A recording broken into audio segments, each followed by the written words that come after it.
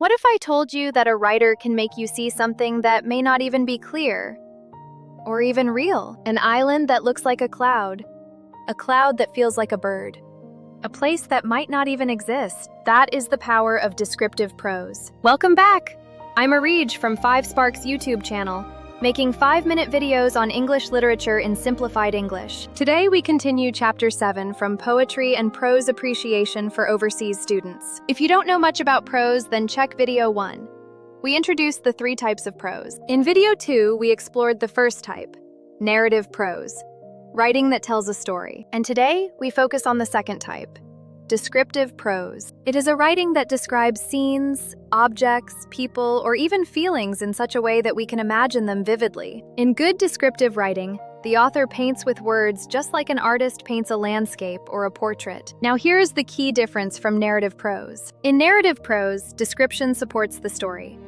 It is there to help the plot move forward. But in purely descriptive prose, there is no story to push us along. Its only aim is to create a definite atmosphere. And because there is no obvious action, we may easily read it carelessly. But we should not.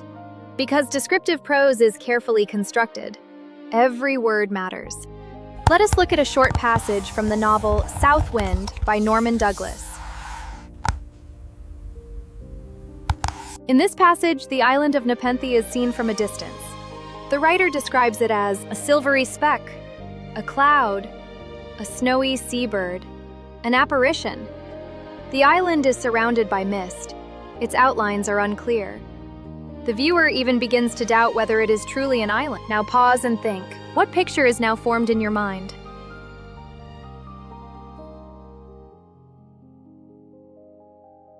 You should have imagined an island seen from far away. Vague, hazy, uncertain. And that is the central idea of the whole paragraph. The island cannot be clearly seen, and everything supports this idea. Literary devices in descriptive prose.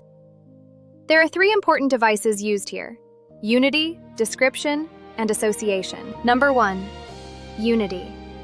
It means that everything in the passage contributes to one central purpose. In Southwind, the central purpose is to describe an island whose outline is unclear. The comparisons, cloud, bird, apparition, all support this idea. The fog supports this idea.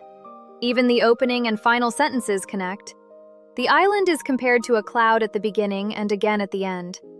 Not a single word is irrelevant. Now that is unity. 2, contrast. This one adds interest and color to description. Look at the word clammy describing the deck. It suggests something hot, sticky, unpleasant. Now compare that to the island, described as a silvery speck and something almost unearthly. We move from something physical and uncomfortable, the clammy deck, to something distant, delicate, and unreal. There is also contrast between the solid idea of an island and the soft, shifting image of a cloud, reality and illusion, certainty and doubt. This contrast makes the description more powerful and more interesting. 3, association.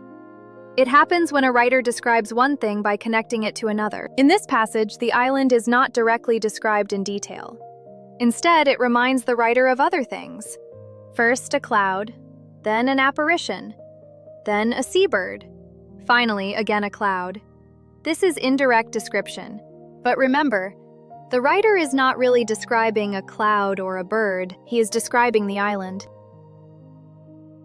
Now let us talk about style. In narrative prose, details help the story. But here, the writer uses detail to create confusion. He makes us question, is it really an island? Or a cloud? Or a bird? After reading, the island remains distant and unclear. And that is exactly the effect the writer wants. The island remains remote, almost unreachable. All in all, descriptive prose is not about telling us what happens. It is about making us feel, see, sense, and imagine. It builds atmosphere, and if we read it carefully, we discover that every word is chosen with purpose. So today we studied the second type of prose. In our next video, we will explore the third and final type, argumentative prose, where the writer does not describe or tell a story, but tries to convince us of an idea. Make sure you don't miss it. See you in the next video.